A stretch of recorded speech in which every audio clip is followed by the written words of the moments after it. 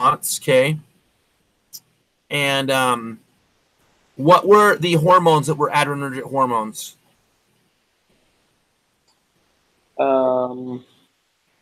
There's 3 of them. I think you know them. Dopamine. Yep, dopamine's one of them. Epinephrine. Epinephrine's the other one. Norepinephrine. And norepinephrine. Okay, the only one here that has a disease process that we need to understand or know about is epinephrine. We already talked about the function. It's fight or flight response. Yeah. And then if it's too high, it's called phenochromiocytoma tumor. Oh, really? Yep, phenochromiocytoma tumor. Phenochromiocytoma tumor. Okay. Yep. And then too little is adrenal fatigue. Adrenal fatigue. Wow. Okay. Okay, so we didn't dig so much into those last night, but we definitely dug into the first part. What they were, the hormones and the function. Yeah, okay.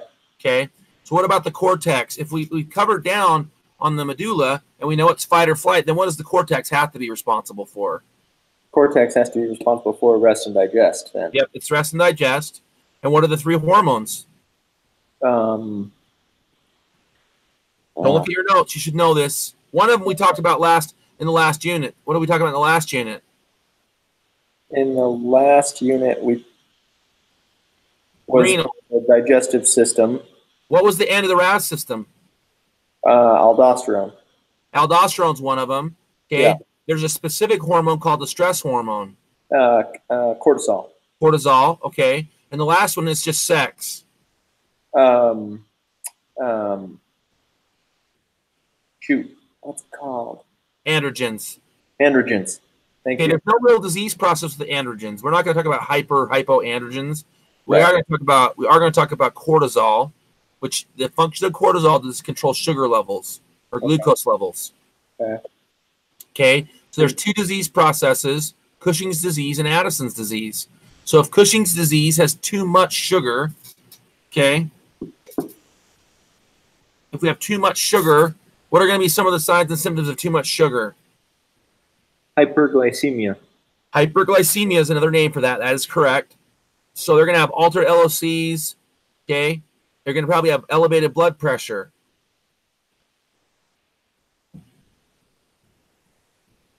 Okay. What about Addison's disease? What do we know about Addison's disease?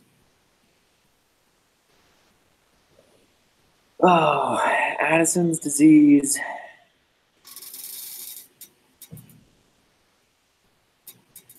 I cannot remember. So Addison's disease is that one of right? Sorry, what? It's hypoglycemia. Hypoglycemia. Okay. It's decreased tolerance to stress. Hyponatremia. What's hyponatremia mean? Hyponatremia. Too little sodium. Too little sodium. If I have too little sodium, then I have hyperkalemia. Yes. What's hyperkalemia? Too much potassium. Okay, well then you tell me, based on our electrolyte lecture, what happens if I get too little sodium in my body? You get changes in LOC, headaches, fatigue. Think about the kidney. If I got too little sodium, what's going to happen to the kidneys? Yeah. If you have too little sodium in the kidneys. Well, how am I getting too low? Where's that sodium going? You're peeing it out. You're peeing it out. Yep, you're right. So where's all the water going? Following the sodium. So what happens to your blood pressure? Dehydrated. Your blood pressure goes down. There you go. Hyperkalemia. What does the potassium system control or directly relate to in our electrolyte lecture? What's the major organ system? Is smooth muscle, lungs, and let's see what else. But it excites those, the smooth muscle and the lungs. Is that right? Yeah, you're going the right direction. Okay. You're going the right direction. Like I said, I'm just letting you work through your own thoughts. Okay. No, thank you. Okay.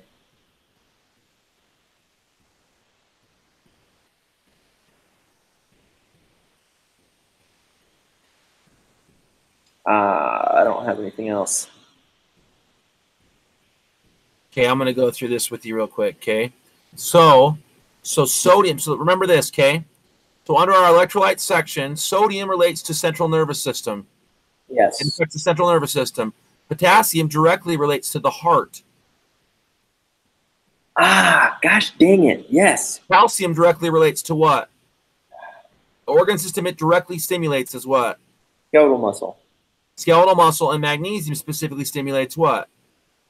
Smooth There's muscle. only one left. Smooth Central muscle. nervous system, heart, muscle, skeletal muscle, and smooth muscle. Smooth muscle. Yes. There you go. Okay. Yeah. Okay, does that help you out a little bit? Yeah. So potassium was cardiac tissue. So if I have an elevated potassium level, what's it going to do to the cardiac tissue? It's gonna speed it up. Yeah. If I have elevated potassium, I'm going to have dysrhythmias. I'm going to have paresthesia, and I'm going to have seizures. Okay. I'm also going to have diarrhea because the potassium excites the gastrointestinal system. You get diarrhea. So what I'm trying to say with some of this stuff is once you know that you have hyponatremia or hyperkalemia, you already know what those do because we reviewed that in Unit 2. We're not relearning anything. Right. So we already know the signs and symptoms because we learned them in our Unit 2 electrolyte lecture. So trust yourself is what I'm saying.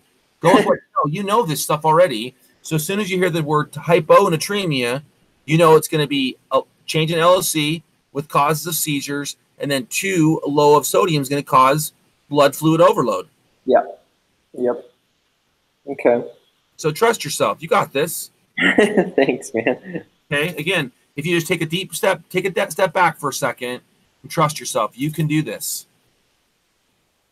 So Cushing's disease is hyperglycemia, and Addison's disease is associated with hypoglycemia.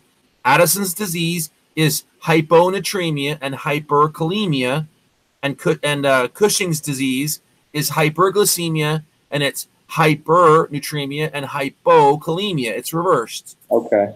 Okay. And once you know that Cushing's is hypernatremia, you know you have elevated sodium levels in the system, and then you know what it's going to do. Right. And then also by definition, you know you have hypokalemia, low potassium levels. Right. Okay. So you're going to have decreased cardiac function. You're going to have low blood pressure. Mm-hmm. Mm-hmm. Or sorry, you're going to have high blood pressure. Does that make sense? So I'm not going to beat those to death. Let's keep going. Sounds good. Pancreas. Pancreas is an endocrine gland and an exocrine gland. Yep. What is it? What's its major control? It controls insulin. Yep. Insulin is kind of its big guy, right? Yep. But there's 2 sets of glands there. Okay. What are the hormones that it releases? So it releases insulin. Yep. And it also releases glucagon.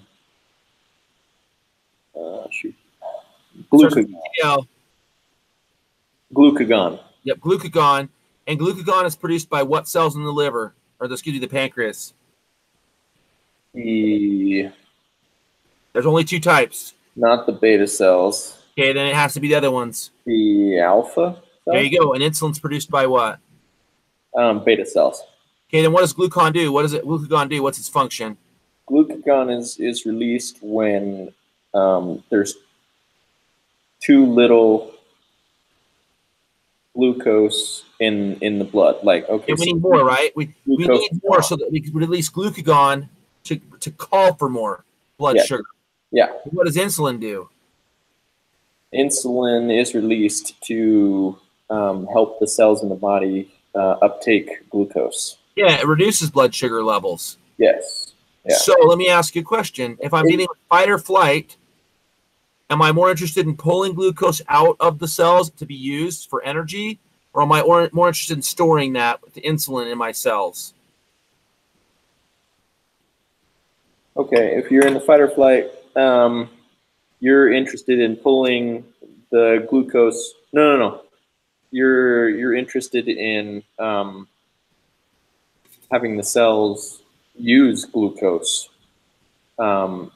So you're going to be releasing insulin. It's backwards. Insulin helps you store excess glucose that you don't need after you eat. And glucagon pulls blood glucose because you want to run away from the bear. Okay, right. So glucagon pulls blood out of the cells so it can be used as energy by the muscles and other parts of the body. And insulin helps you shelter insulin for a time when you need it. Okay. And that's the difference. Okay. So glucagon is more associated with fight or flight, and then insulin's more associated with rest and digest. Okay, so glucagon is released, and it is calling for glucose from the liver. Yes. Yes. Because the glucose is stored in the liver as glycogen. Yep. Okay.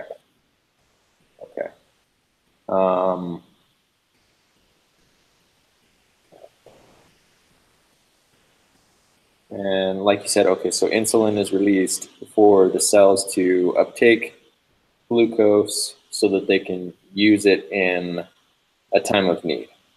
That's it. Yeah. Okay. Okay. So can you see my camera? Can you see me on the camera? Yes, sir.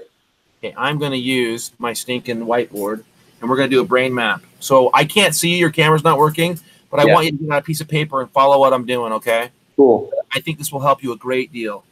I think you're a lot more like Addison in your learning style, and she learns a lot better through brain maps. And so tonight we're going to try this. Okay, so that's actually you had asked me to tell you what Megan said to me in our meeting between her and I, and it was mainly that I need to make concept maps. There it is. And I really struggle with those because I feel like, I don't know, I'm just not able to draw out pictures very well. And what's that? Keep going. I'm not able to draw out pictures very well, and so I don't know, I feel like I suck at it. Okay, look at my concept map, what I started with. What, can you see the center of it? Yeah, like, does it say pain? It says P-A-N-C, pancreas. Pancreas, okay, pancreas, got it. So what's the center concept I want to talk about? The pancreas. Okay, so the pancreas. Well, we just talked about the pancreas. Okay, what are some of the hormones that it releases? It releases insulin and glucagon.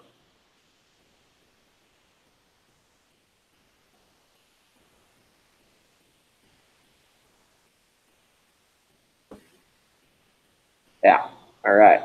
Okay, what does insulin do? Insulin causes cells in the body to uptake glucose.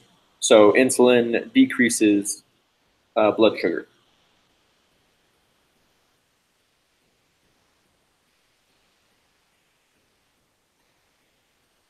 That's crappy and probably hard to see, but can you see that?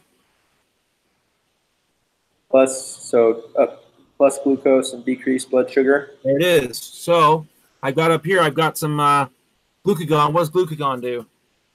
Glucagon increases blood sugar. Calling for glucose from the liver and increases blood sugar, yeah.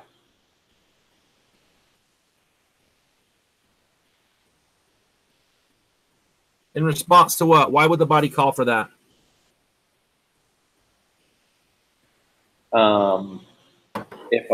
if the glucose available has been used up already.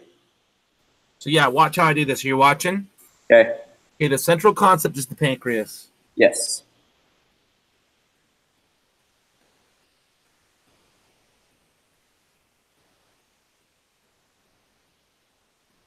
Okay, here we go. So the pancreas is right here.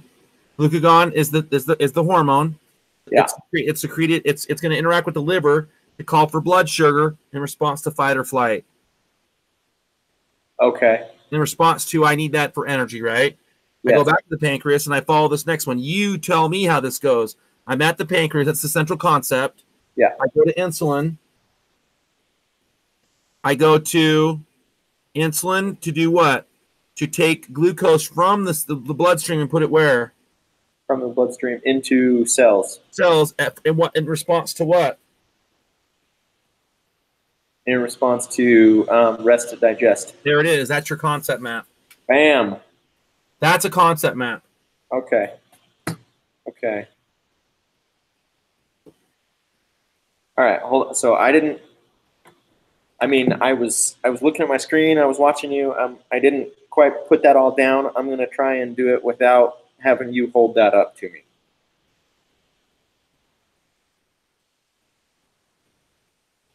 Yeah, no, let's do it again. So what's the central concept? So pancreas releases insulin. Insulin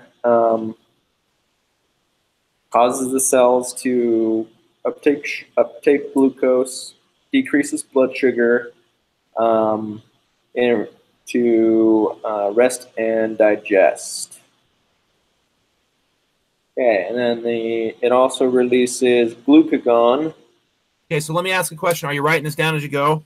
Yes. Okay, write it down as you go. Keep going. Glucagon to the falls from the liver.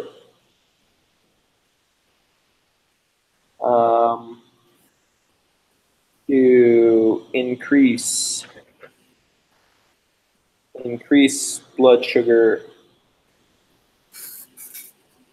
in response to fight or flight. Okay, now let's ask ourselves a question. Just take a step back, take a deep breath. Is there anything else that we know about glucagon and insulin that we can add to our brain map? So insulin is, the levels are related to diabetes. Where does insulin come from? What cells make it? The beta cells. Bam. So put under insulin. See my circle with insulin now? Yes. There's another line coming off of it saying beta cells. Beta cells, yeah. Glucagon comes from where? The alpha cells. Right. Then do a little stick in a bubble over to the side at glucagon saying alpha cells. So see how as we think through this, we can add at the level that information is relevant, we can add a bubble, right? Yeah. We can add a bubble to it, okay? Let's work through one that we did yesterday. You ready for another one? Yes, sir. Okay.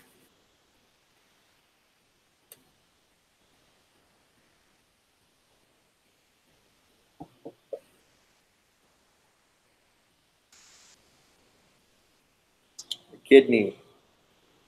Okay, so the kidney releases aldosterone.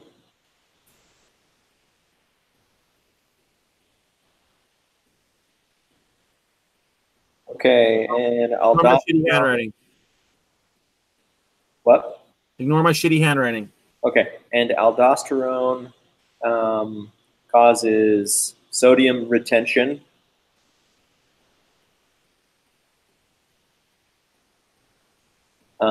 And because of sodium retention, water retention, and then increases blood sugar. Or not blood sugar, blood pressure.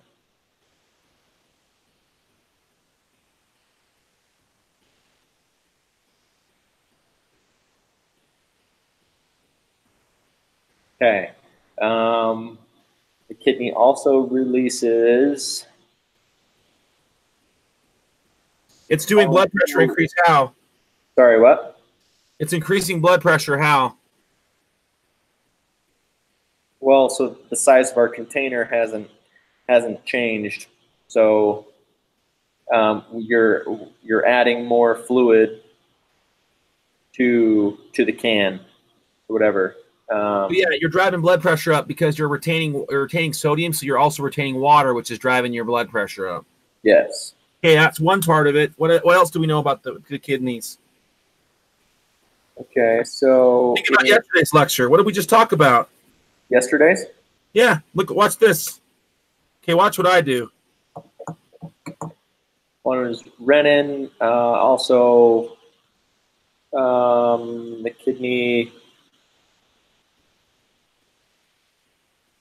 norepinephrine and epinephrine. It says A gland. A gland. Oh, now, ding, ding, ding, ding, ding, ding. You're going the right direction now. Yes, an adrenergic gland. There's an adrenergic side and a cholinergic. Thank you. Let's talk about just adrenergic first. So we'd go kidney, A gland, and then from A gland, we'd go to the adrenergic side. Right. Okay. What do we know about adrenergic? Adrenergic is fight or flight and sympathetic. Hallelujah. Can I connect all three of those together in a triangle? Because they're synonymous, right? They can all be the same thing. Yes. Yep. Adrenergic, sympathetic, and fight or flight. Well, let's ask ourselves a question. Back at the ranch, what are the receptors that work with that system? A1, A2, B1, B2, and dopamine, the adrenergic receptors. You start to get a flow of how the brain map works? Yeah. That's how a brain map works. Okay. Okay, so you take a larger idea and you dig down further and further and further until you've remembered everything that you can remember on that idea. Okay, now we're going to move on. So adrenergic A1, what the hell does adrenergic A1 do? Constricts. It constricts, and it constricts what? Vessels. Eyes, heart, lungs, GI, pee poop. I can't see, can't spit, can't pee, can't poop. Yes, yeah. Okay, that's what it does. Well, okay. How does it do that? Epinephrine and norepinephrine react with it.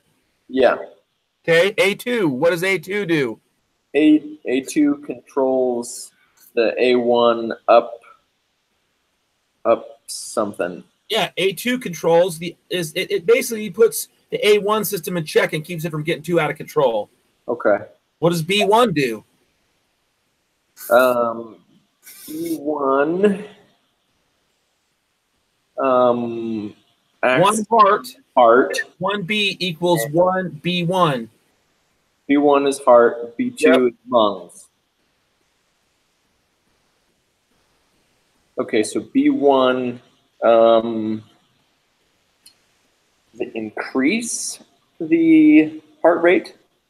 Yeah, because this is fight or flight, right? Yes, you're right. We're going to increase the heart rate, we're going to increase the blood pressure, and we're going to increase the contractility of the heart muscle. Right. Hallelujah. That's B1. What does B2 do? So B2 increases respirations by check this out. You want to see a cool thing? Yes, sir. This is going to scare the shit out of you.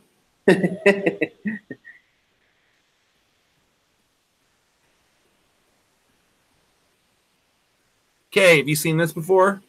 What do I? What is that? V and P. What's V and P? V and P is V volume. Ventilation. Okay. Perfusion. Ventilation and perfusion. So if my heart rate starts beating harder, I get increased contractility and I get increased blood pressure. perfusion is going up. Yes, perfusion goes up. What does the ventilation system want to do if perfusion is going up? It wants to go down, right? Wants to go down. But we don't want it to go down, because if ventilations go down, we die. The bear catches us. So we got to do something to drive that one up with it to keep it in balance, right? So on this side, we're doing arterial dilation. And on this side, we do, bronchodilation and vasoconstriction. Okay. Hey, Chris. So if perfusion's going up, we're doing vasoconstriction. And if ventilations are going down, we do brachiodilation to keep those in balance. Okay. Okay. So wait, can you hold that up there again? Okay, so perfusion is going up, right? Yeah. Blood pressure and heart rate and contractility are all going up, right? Okay, better perfusion. Better perfusion's happening, and so ventilations would be going down. And so the body does things to keep these in balance.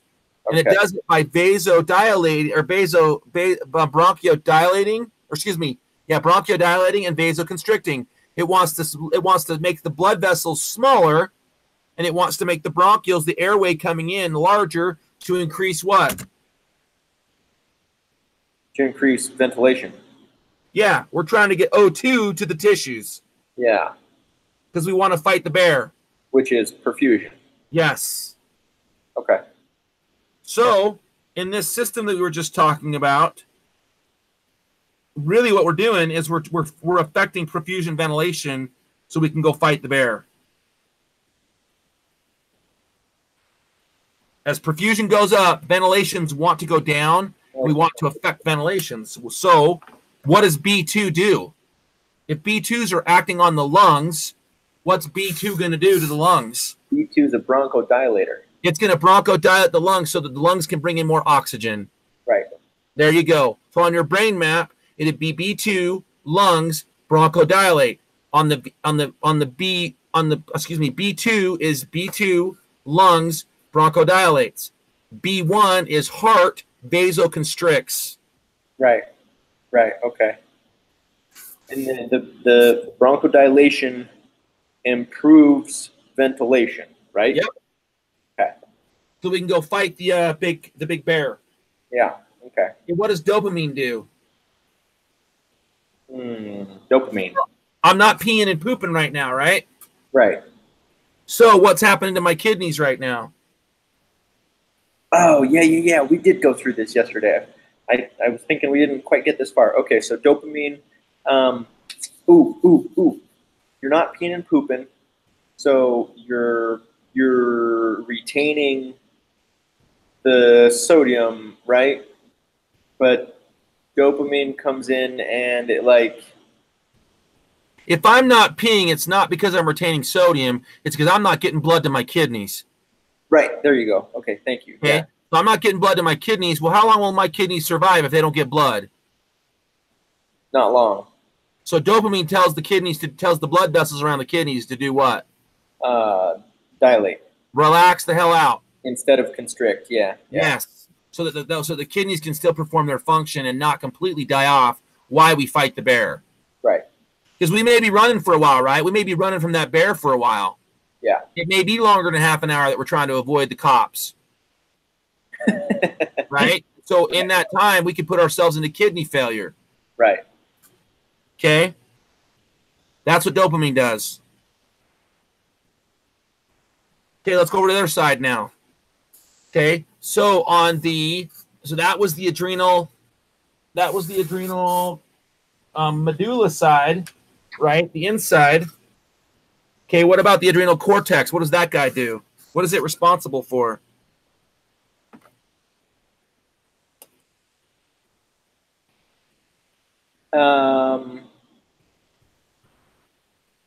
The word we're looking for is cholinergic.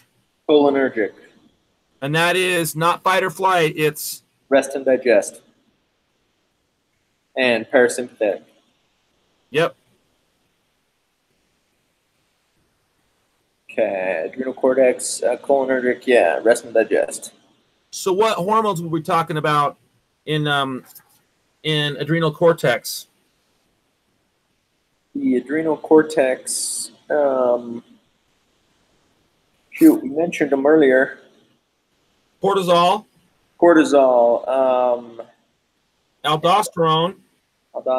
And Sex. the androgens. Yes. Okay.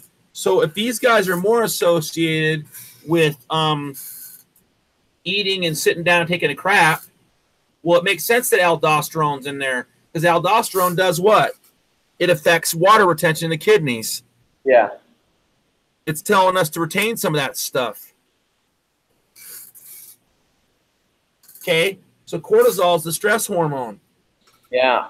And it's the same if we're running from a bear or going in to take a stupid test. Yeah. It gets us started, right? Yeah. Okay, it gets us started. Okay, here we go. Hold on.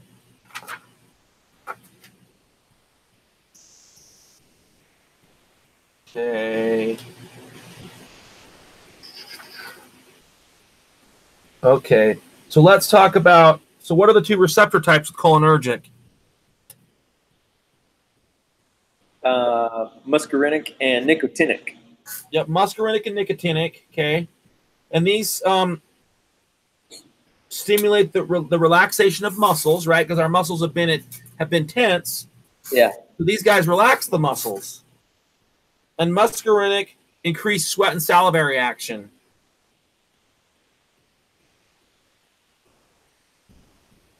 Right. There we go. Okay, muscarinic. Yeah. And then nicotinic. What do they do? Nicotinic is muscle relaxers. Oh, okay. Yeah. So on the androgenic side, androgenic side, we have muscles being excited, right? Yeah. They have to be relaxed, and that's the nicotinic side. And then all of our digestive stuff has been constricted and blocked off, and so the muscarinic release all those and relax them and let digestion and urination start to happen again normally. Okay. Yeah. There we go. Okay. Okay, so it's 7 minutes to the hour. Okay. And I'm tired, but I think you got a good idea of brain mapping. I do. Okay, so what I'm going to tell you to do is don't stop. If you can, pick another topic in this book, in this packet, and brain map it. Okay. Anything. I don't care what you pick. Pick something that we haven't gone over and go brain map it. So maybe it's the hypothalamus. Maybe it's the pituitary. Maybe it's the pancreas. Maybe it's diabetes, right? And start brain mapping that. And don't throw them out. Do them, keep them, write them out, and then let's talk about them together later. Okay. And then check your camera. Yeah. All right. Here's a totally crazy idea. Build a PowerPoint. Build a PowerPoint. Okay. Build a PowerPoint with them. Then you get some PowerPoint practice. Yeah, there we go. Okay. Kill two birds with one stone. That's right. All right. Are you planning on being on later tonight? You know what? I'm taking the night off. I'm sorry. I'm tired. I don't know about you. You and I have been going the hardest out of anybody. We have. You're right. So I'm going to take the night off, and that does two things. One, it lets me rest a little bit because I had to work a 10-hour yesterday, and then it lets you have a little bit of time to work on your own to do some brain mapping. Okay. That's something that you need to do on your own. I can drive you through it, yeah. But I want to give you a chance to slow down and take your time and really develop your thoughts. I think you respond so much better when you do that. Okay, cool. So, and that'll give you a chance to do that without me harassing you and, you know. Again, the more you brain map, the better you're going to get at it. Okay. Okay. So what I would tell you to do, this is literally what I tell you to do. I would tell you to pick up your notes, start wherever, start at the beginning, start at the end, pick one topic, read through it one time, then sit back down with it and brain map it from largest concept to smallest concept. And then I would move on. And if you don't get something, you miss something, you skip something, that's what your study group does for you. We're going to sit down with you later, and then you're going to get your brain map out as we start talking about hypoglycemia, right? And you'll pull out your brain map, and we may go through signs and symptoms of hyperglycemia. Well, those are going to be spokes coming off of the thought of hypoglycemia. Right. Okay. Makes sense? Yes. And I think that's going to be a lot more valuable for you because then you're not worried about what you're – because me, I'm a little – my mind, I got ADD or something. I'm able to work through concepts really, really fast to an end state.